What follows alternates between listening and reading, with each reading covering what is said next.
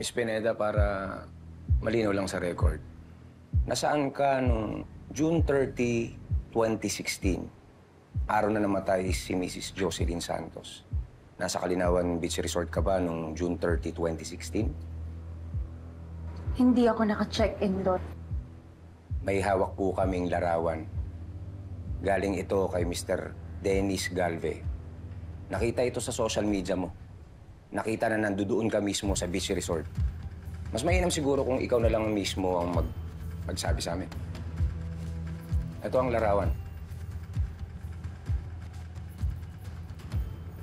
Fine. Nandun nga ako. Happy? May detalye natin. Anong ginagawa mo ron? At anong nangyari sa pagitan ninyo ni Mrs. Santos?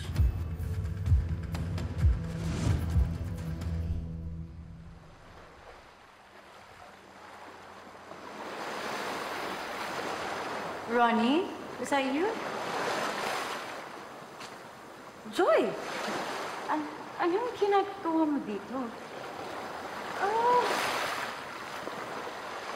I'm on a vacation. Di ba I filed for a leave? Yeah. Eh, ikaw, anong ginagawa mo dito? Well, I'm supposed to be celebrating my wedding anniversary. Where's Wilfred? Busy as usual. With business on the side. Busy with his side chick. Pinagawain nga namin yun eh. Joy, bakit ka ba kasi nagpapakatanga sa asawa mo? Iwan mo na siya. Alam mo, hindi ka naman niya mahal eh. Iba yung mahal niya.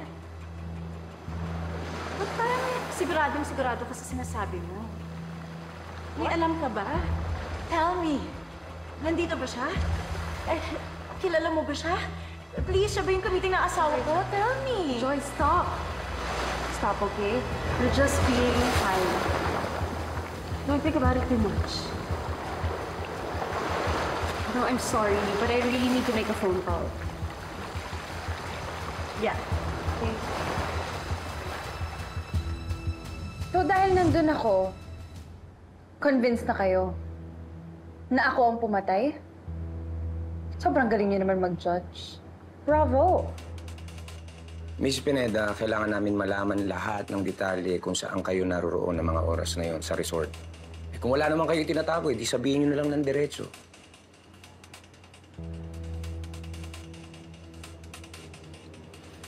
Put this on record, officer. Veronica Pineda is invoking her right to silence. Shut up mode na.